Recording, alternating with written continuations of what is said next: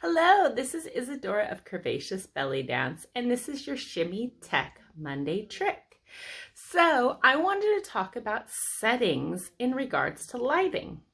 A lot of people in lockdown have run out and bought a lot of light gear. And for some people who have very dark rooms, they've probably improved your video quality quite a bit. For some people, they're still seeming to struggle in finding the best way to light your room so that you get the very best quality. And that is where settings come in. This will work whether you're using your phone straight into Zoom or a live stream event, or if you're using your phone with an app, or if you've got some webcams will do this as well. The big thing to keep in mind is your phone is only, your recording device is only as good as it can be depending on what you start with. So sometimes there are limitations. For my integrated webcam, it is very light greedy. So I have to be very cautious about introducing any light source. It also tends to be very yellowing. I can adjust a little bit on the settings within Zoom, and I get some improvement, but on the whole, I'm going to be honest, my integrated webcam on my laptop is of a poor quality and it will never be that great. Adding lights made it worse. So that's something you need to look at the quality.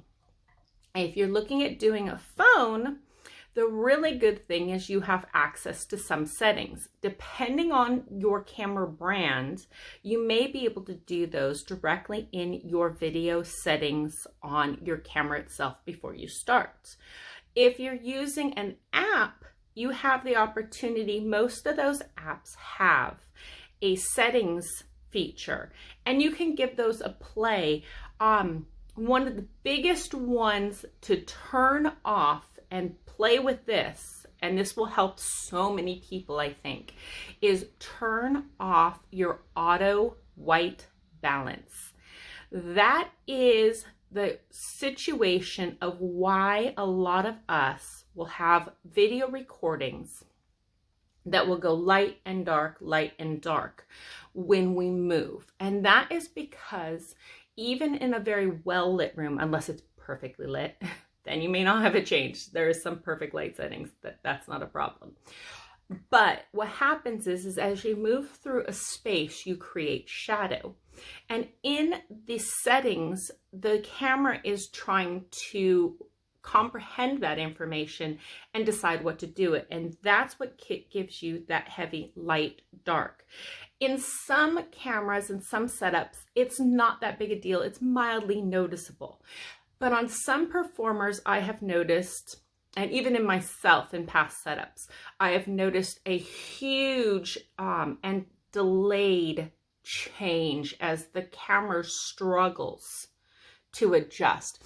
And by turning off that auto white balance feature, your camera stops trying to adjust the lighting. It takes the lighting you have established from the beginning of the shot and stays with it. By doing this, you will probably see a huge difference in what you record, especially when you're using something like Zoom. The other thing is that if you're using those app features, you can also adjust the light that it's taking in, just like when you play with the settings on a camera. You can do a lot more if you're willing to go a little bit more advanced and risk testing it out, just seeing how it goes. So I suggest turning on your video and playing with things. The other thing to keep in mind is that the flat image that your phone, for example, we're going to stick with mostly phone for a second.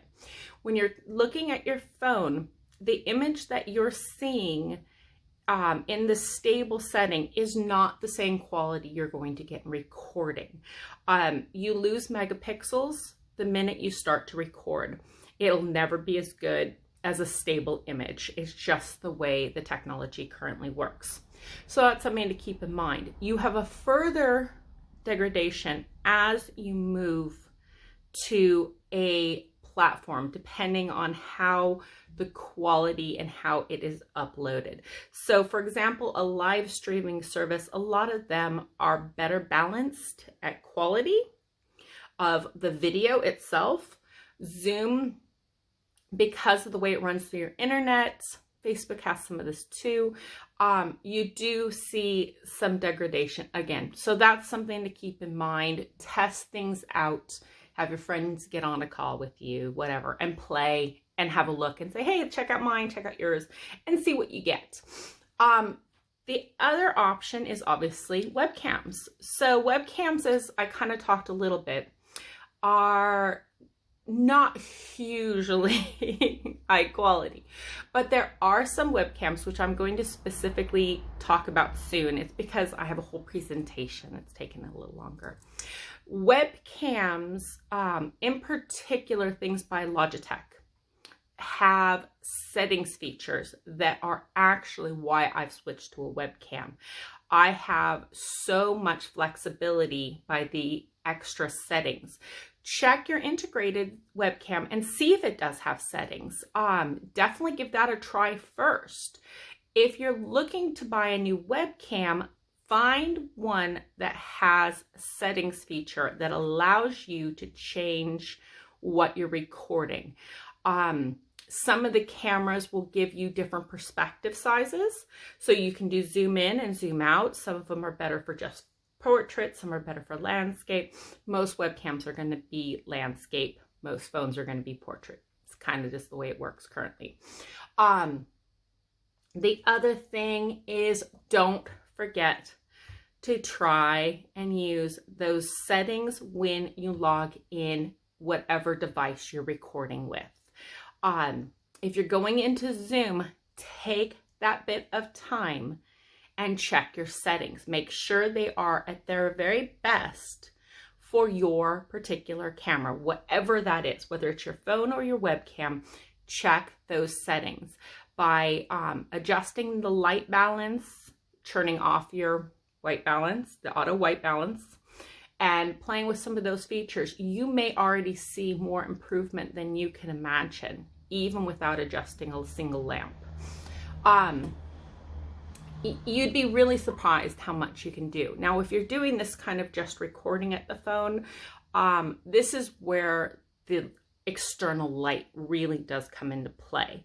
I'm using obviously natural light, which is the easiest, but we don't always have the opportunity to use the best, natural lighting, depending on the angle of where your house is, how your house is set up, or just times you have available to record. So that's when it's really good to play with your actual physical lamps and to see how those go. And even then, you can still tweak some settings on your phone depending. But for video, it depends again on the phone. But I want you to think outside of plugging in and auto going. I think a lot of us have gotten in this habit of trying to just assume the technology knows what it wants. And especially with, I think, video, I'm seeing a lot more people jump in to try to find out about the audio settings, but I'm not seeing as much people really talk about the video settings. And there is room for some improvement. Like I said, my next conversation in the future is going to be webcams. Again, if you're interested, I'm hoping you guys are interested and actually want to hear more about this. Please let me know. Like my videos, like my YouTube videos, give some comments. I just want to know if this is actually the stuff you're interested in, because I would love to take what I have learned from doing the shows and doing other work. I've actually gotten other gigs that were specifically because our lighting setup got so good. I started doing life modeling, and I've done some other things as well because the setup that we were able to provide was so good that people have wanted to work with me more because I had a high quality setup. And that's why I want to share this information with you guys. I want to show you how you can take what you have and make it look the best it can, or suggest other options. But this is a free one. Give it a go. See how much you can get with what you have.